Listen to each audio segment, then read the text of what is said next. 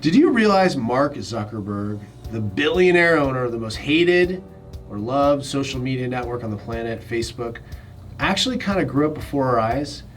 He was a 17-year-old kid when he first created Facebook. He was 19 years old when he had to go on TV on CNBC to be exact to explain the concept behind Facebook. That was April 28th, 2004. And who would forget his 2010 interview at the DA, All Things Digital Conference. He was asked about Facebook's privacy policies, and this topic proved difficult for him. As the company CEO, he quickly broke out into a terrible sweat. The internet was quick to dismiss him, called him stupid even. I guess we know by now that he's proven all those people wrong. Now, you can question his morals, maybe his ethics, and definitely his fashion, but Zuckerberg is a genius programmer and a driven CEO. He's so driven that long after social networks like Snapchat have virtually disappeared, Facebook remains the biggest social network in the world, miraculously keeping itself relevant. His success did little to sway the opinion of his haters. It doesn't matter that he remained successful. So when he rebranded to Meta, announced he was focusing on the metaverse, and then Facebook's stock plummeted, many were quick to call Facebook's end. What sealed the deal was when he fired 11,000 people last year, or about 13% of his staff. He instantly became the worst CEO in history. For many, no good CEO would allow any employee to lose their job, but most of them have never been a CEO.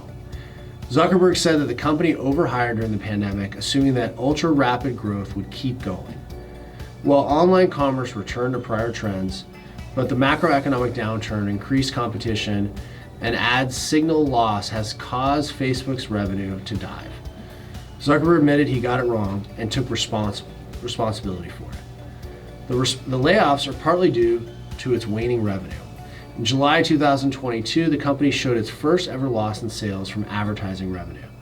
They reported a 4% loss in revenue for the third quarter of 2022 from $29 billion to $27.7 billion. A greater concern is how ad impressions actually increased by 17%. But the average price of an advertisement went down 18% year over year. Advertisers weren't spending. Apple may have something to do with it. Facebook, Instagram, WhatsApp, all these apps that collect personal data and build user profiles of you. Then they sell these profiles to marketers to target ideal customers even better.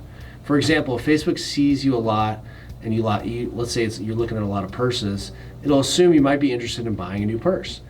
This information is valuable for fashion companies since they know they have a potential customer. Then they advertise to you. They're willing to pay more for a customer in the market looking for a purse versus paying to an advertiser to someone that shows no interest in purses. With the new Apple update, users have to opt in to data tracking, making it more difficult for Meta to sell highly targeted ads. Generalized advertising is not as valuable, so advertisers pay less.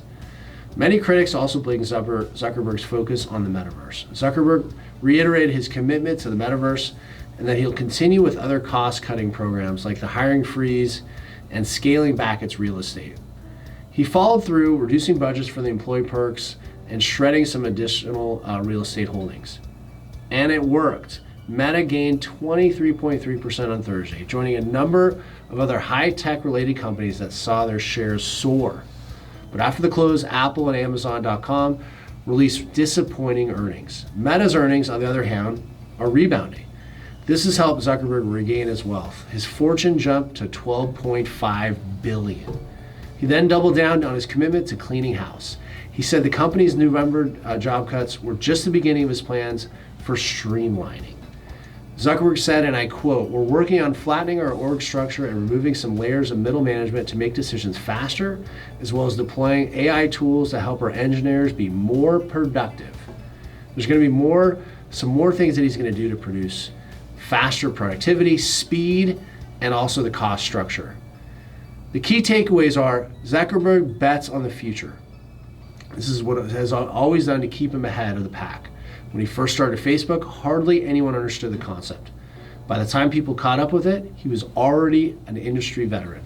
That allowed him to utilize everything in the platform to make money. Now he's betting on the metaverse, a concept that hardly anyone understands. And just like how he is being hated on Facebook, people are hating on him for betting on this metaverse. But Zuckerberg has not wavered on his focus. He knows where the future is headed, and he's going for it. As investors, there's one thing we need to learn, seeing what the possibilities are in the future. Many of the tools investors have, like historical data, are exactly that. They're historical data. What is even more valuable is the ability to see what will be big in the future and the courage to bet on it. I'm Colin Plume, CEO of Noble Gold Investments. Please don't hesitate to leave your feedback in the comments section. Don't forget to like, subscribe, click on the notification button for more videos and business ideas, revolutionary marketing programs, and many other tips.